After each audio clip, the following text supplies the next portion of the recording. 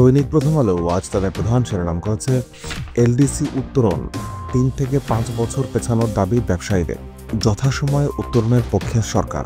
এই যৌথ সংবাদ সম্মেলনে বলা হয়েছে ৫ কারণে এলডিসি উত্তরণে বাড়তি সময় প্রয়োজন মনে করছে ১৬টি শীর্ষ বাণিজ্য সংগঠন। দৈনিক প্রথম আলোর দ্বিতীয় প্রধান শিরোনাম গণভোট, জাতীয় সংসদ নির্বাচন একসঙ্গে করা নিয়ে আলোচনা।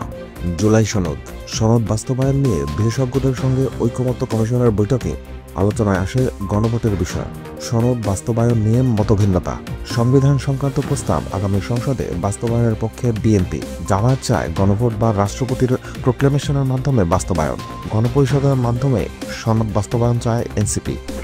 দৈনিক সমকালের আজকের প্রধান শিরোনাম দুবার সমাধান হয়েছে, দাবি পাকিস্তানের, দ্বিমত ঢাকার। ৭১-এর অমীমাংসিত বিষয়। এতে পাকিস্তানের উপপ্রধানমন্ত্রী ইসহাকদারের উদ্ধৃতি দিয়ে বলা হয়েছে বৈঠকের দৃষ্টিভঙ্গি এক ছিল, মতভেদ ছিল না। আর বাংলাদেশের পররাষ্ট্র উপদেষ্টা তৌহিদ হাসানের উদ্ধৃতি দিয়ে বলা হয়েছে ৫৪ বছরের সমস্যা একদিনের বৈঠকে সমাধান হবে না।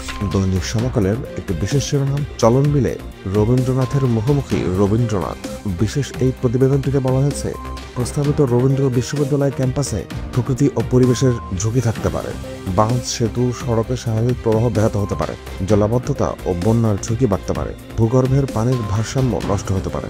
এতে সিইজিআইএস এর নির্বাহী পরিচালক ফিদা এ খানের উদ্ধৃতি দিয়ে বলা হয়েছে জলাভূমি ভরাট করে উন্নয়ন প্রকল্প প্রচলিত পরিবেশ আইনে নিষিদ্ধ। প্রস্তাবিত স্থানে বিশ্ববিদ্যালয় স্থাপন করা হলে চলন বিলে বিরূপ প্রভাব পড়বে।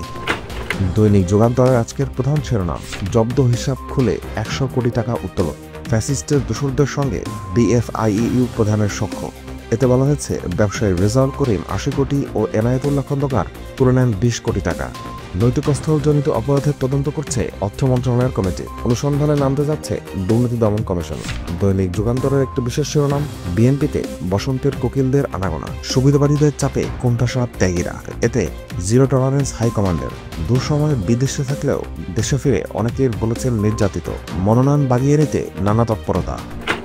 বাড়ছে সংকট, কমছে সহযোগিতা। দৈনিক কালের কণ্ঠের আজকের প্রধান শিরোনাম রোহিঙ্গা ঢলের ৮ বছর। চুক্তির আওতায় একজন রোহিঙ্গাও মায়ানমার ফেরত যায়নি, ফেরার লক্ষণও নেই। এবছর প্রত্যাশিত তহবিলের মাত্র ৩৫% মিলেছে। মাদক সন্ত্রাসে বেপরোয়া রোহিঙ্গা। পাকিস্তান প্রসঙ্গে দৈনিক কালের কণ্ঠের একটি শিরোনাম পাকিস্তানের উপপ্রধানমন্ত্রীর দাবির সঙ্গে একমত নয় বাংলাদেশ। ৭১-এর অমীমাংসিত ইস্যু দুবার সমাধান হয়েছে, ইসহাকদার। গণহত্যার জন্য পাকিস্তানকে ক্ষমা চাওয়া সহ ঐতিহাসিক দাবিগুলো পূরণের আহ্বান।